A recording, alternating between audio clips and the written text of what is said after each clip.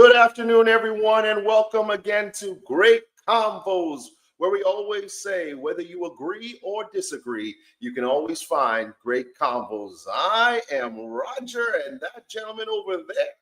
Hi, Roger. I'm Alexandre. Hey, look at my name, my title right there. I'm the funny guy today. No. I'm the funny guy. Yeah, before we started, we couldn't agree on who was going to be the funny guy and who's the serious guy. So we're both the funny guy today. I think this is the first time in 6 seasons that we have the same title. I think so. And hey, listen, we could be both funny because we've got somebody who's even funnier than us joining us today. But before we even get into who's our guest, we want to say welcome to all of our loyal listeners. You could be anywhere in the world, but you're here with us. Tell us where you're coming from. Give a shout out. We're happy to have you with us. Alex, man, we've been waiting for 2 weeks for this gentleman to come on our show. Now, last week he wasn't feeling well, but he made it here today. Listen, first and foremost, I met him at a huge event. First time that they were having this event, it was called World Fest Canada, downtown at Yonge and Dundas Square. They asked us to be the co-hosts of the event, and we hit it off for the first time seeing each other. Hit it off as if we had known each other for years, and he is just an awesome human being, and you are going to enjoy the conversation with him. I am really happy and proud and honored to have my good friend Marco Giorgio joining us today. What's happening, Marco? How are you guys? Thank you for having me. This is amazing. I love it. Thank you, man. Thanks for being with us, Marco. We have discussed comedy before. We've never had a real live professional comedian with us to have that point of view of how, what do you do to become a comedian? How do you survive in that difficult sphere? And what do you learn from being a comedian that can be applied to everyday life for people like us? Oh, believe me, my wife still says, "Oh, when are you going to be a professional comedian?" She's still waiting to laugh. Because yeah, he's not very funny at all, especially when he takes 4 days to paint a closet. Now, Marco, let's start from the beginning. I know that I watched a podcast, the Construction Life podcast, and you were on that. You started off in that field. You're an entrepreneur, and you started off in the construction field. Tell us how that transitioned into comedy. Well, a lot of people know that construction, you have thick skin when you're on site, and the comedy always is on the job site. It's transitioning it to the stage. Now, I started in construction at 12 years old, working alongside my father, doing woodworking. He's a cabinet maker, woodworker by trade. And, I started my first construction company at 18 years old. And at 36, a good friend of mine, prominent Calabrese Italian comedian, was doing his big arena show in Mississauga, Ontario. And to promote that show, he did a contest called Next Italian Comic. Now, out of 9 people across Canada, I ended up winning. I've never performed comedy in my life. And the first time I ever performed was in front of 400 people. And it was incredible. It was such a great feeling. And right after, my wife's like, "Listen, I can't handle you doing both. So it's either going to be construction or comedy. You pick." And I chose comedy because I don't like sanding drywall plaster. So did you make the right choice, Marco? Definitely, yes. I definitely made the right choice by allowing my wife to give me two choices. So listening to her advice, she's like, "Listen, if you're going to go with it, you got to go 110%. And, you got to take it serious." And it's funny that people say that, that she said that to me, you got to take being a comedian serious, because most of the time comedians, we're not serious. We're always trying to find the humor in things. So I think I made the right choice. It was my natural calling, and I consider myself one of the most affordable doctors. Because laughter is the best medicine. I like that. I like that. Marco, take us through this. I mean, our theme this season is all about your voice having power. And of course, in the comedic world, you're on stage, and in that moment, you are trying to take people's minds away from reality for just that hour or 2 hours, whatever amount of time that you have on stage. Give us a brief look into your world when it comes to going on that stage, and what is it that you are looking to do in that moment when you step on stage? So what I look for, especially because I host the comedy shows that we put on, the hashtag No Filter comedy series, I always make sure that I'm at the front door greeting people as they come in. It shows a level of appreciation that they're supporting comedians and the other, like myself and the other comedians on the show, but it shows that you actually take care of the people that are coming to the show. Because most of the time, the comedians, they just want to stay in the back green room and work on their material. And because I'm the host, I use the audience as material, and I mix in my jokes with it. And I always like to show, like, I introduce myself, I ask what their name is, I ask where they're from before the show even starts. And then it kind of sets a premise like, okay, this guy actually cares about me, not just the audience. Like, I personalize it to them. And it usually goes well. A lot of people are going through difficult times, as most of us are, inflation, cost of living, social divide, all this stuff. And people forget that before any culture, any religion, any sexual orientation, we're human beings. And for that reason, I consider everybody family, and we all deserve a chance to laugh and feel loved and appreciated, even if we're being made fun of at the time, I like to make people feel welcome at my show. Now, Roger framed it as we try to forget reality, but you also use material to give a reality check. You mentioned things that go wrong, inflation, etc. Do you use that as material also? 100%. I always take what's in the news as a grain of salt or a grain of sand on the beach, and you try and make light of it. It's good to talk about issues in the world. A lot of people these days, they say, "Oh, I'm triggered by that." Well, if you don't face your fears, you're never going to overcome them. So that's my approach towards it. I always, some people, they say, "Oh, we believe in this, or we believe in that, or this is wrong and this is right." Well, for 2 hours, leave the differences at the door and come together as one, because at the end of the day, it's a collection of energies when you do a comedy show.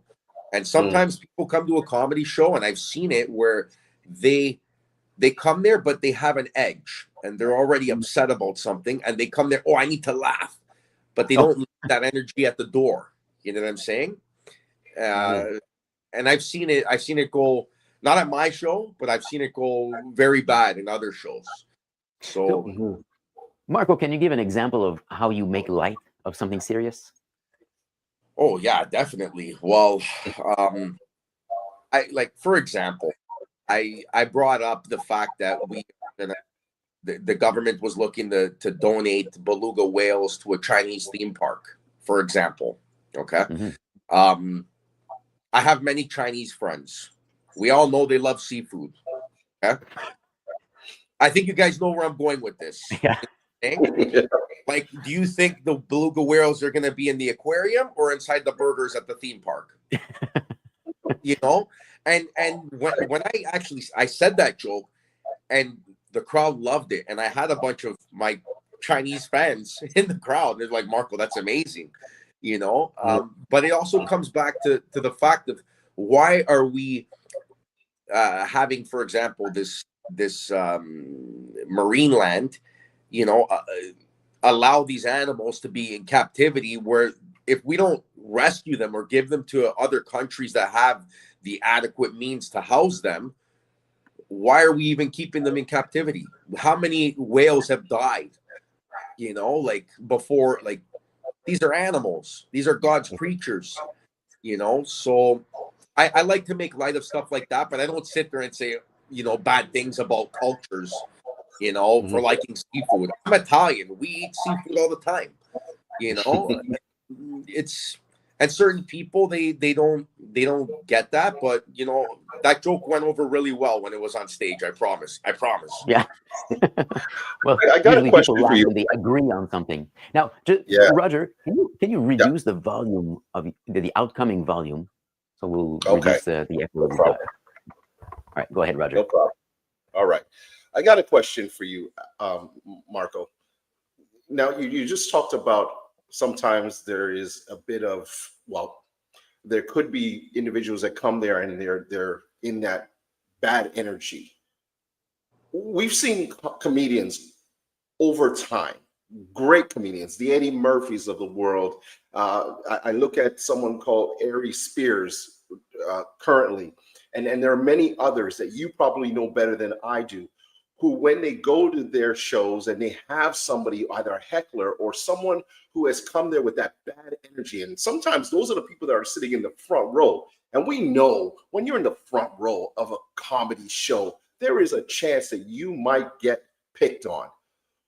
How do you handle those situations when that does happen? And maybe a second question to that is, have you ever gone too far that has let people feel that they can get upset with you on a show? Those are very, very good questions, Roger. Yes, I have had people heckle my shows, and a lot of people don't get it. When you're sitting front row, it's like sitting courtside at the Raptors game or an NBA game. You're courtside. You're in the game, and 9 times out of 10, we're gonna start with who's around us and ask questions that lead up to some crowd work where we kind of know what answer we're gonna get. And it actually brought me back to a time when I was performing in Northern Ontario. It was 450 people at this show, and it wasn't just me that experienced. So I had my 2 openers right off the bat experience this, and they handled it very professionally. And then when it was my turn, I handled it to the point where I brought up a certain like dive bar in town that only the rough people in town would know. And I kind of said, oh, this guy, he wants to be a part of the show. I said, it takes a lot of, colognes to want to talk in front of this many people when you're not the comedian. I said, you belong at the Vic. And the name of the Vic, this tavern, it's called the Victory Tavern. And I'm telling you, the only thing they won at this tavern was alcoholism, okay, and drug addiction. Okay, so when I brought that connection, saying, "Oh, you belong at the Vic," the crowd went wild, and he literally just closed the mouth after, and it got to the point where every joke that I was doing, I would kind of direct it to him first. So now he's being singled out after putting his head out there, like the game Duck Hunt. You remember Duck Hunt for Nintendo? The duck pops up behind the bush. You got to try to shoot him. So he was popping his head up, and now I'm just looking for him. And it got to the point where he knew he was wrong, and then he got up and he left 15 minutes before the end of the show. Like security wanted to kick him out, and I stopped him. I said, no, let him enjoy the show. Don't worry about it. And he got up and left, and while they did that, the entire crowd started doing na na na na. Oh. Na, na, na, rubbing in. Hey, goodbye. And it's like after the show, they were still outside, and I went up to them. I said, listen, I hope you enjoyed the night. We're comedians. I appreciate you coming. I don't take it personally. I'm not upset that you heckled me. Some comedians, they're so in their head with their set that as soon as you interrupt them, they're done. They have no chance. And not everybody has the wit to do what I can do and a lot of other comedians can do on our feet at that millisecond and come up with something to counteract what they've done. So I like it when I have hecklers, to be honest.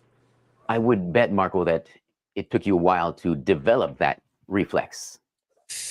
You would think that, but being Italian, I've kind of been doing comedy my whole life. And being like in construction, you know, you got to be quick-witted. You got to be on your feet. You got to move. You got to be aware of your surroundings. The best thing is, like, I've kind of been doing comedy my whole life. Just now I actually get a chance to get paid for it and be recognized as being a comedian, other than the classroom clown or the job site joker. You know what I mean? So right, there was not an end of year bonus at the job site for most jokes. Yeah, right.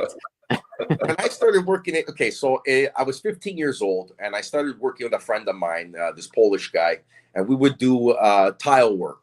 So he taught me everything I know about tiling and terrazzo and marble and stone and how to lay it and how to do all that stuff.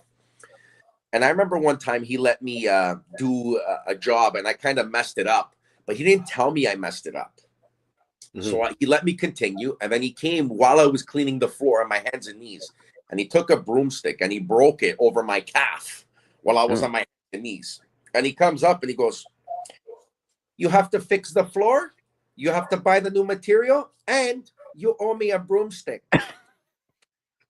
These days, if these kids experience that at 15 years old, the SWAT team's kicking in the door. They're going after this guy, you know? But I tell you, if you see my tile work now, perfect. Perfect.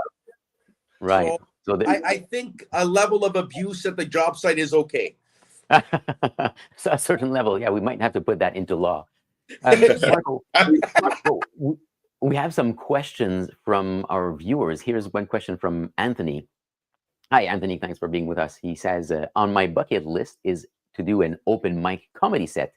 Marco, do you have any words of wisdom for an absolute beginner? Yes. If you're doing an open mic, usually you have around 3 to 5 minutes. What I would do is practice at home, or get some people that you know that you trust, and whatever material you think is funny, try it out. And always remember, you want to build up the story and then hit them with a punchline. Build up the joke, hit them with a punchline. Build up the premise and give what you see as funny. Because 9 times out of 10, if you perceive it as funny, it's the way you portray it. And if they can relate to what you're talking about, it'll go over well. With that being said, not every time you do an open mic will you get a response or a laughter. And you can't take that in a negative way, because you have to understand a lot of comedians go to sharpen the blade at open mics.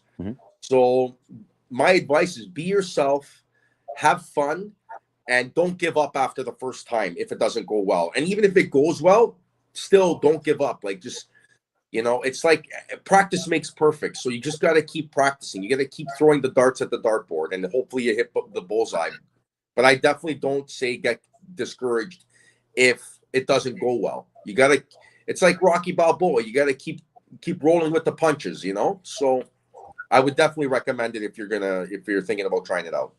Right. Now, I remember that conversation that you had on that podcast as well, and you had said it took you, what, 9 years or something like that? Or you knew of others who had taken such a long time before they actually made it. So it's taking the time, and even us as speakers, Alex and I, you know, we've had to hone our craft as speakers, and it takes time to do so. So it's not always going to be off the first time when you go out there, right?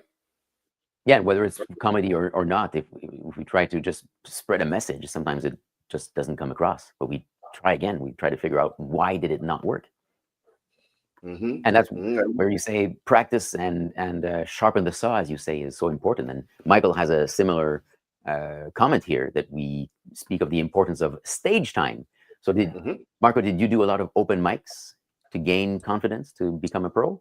So the first time I ever performed was in the contest called Next Italian Comic.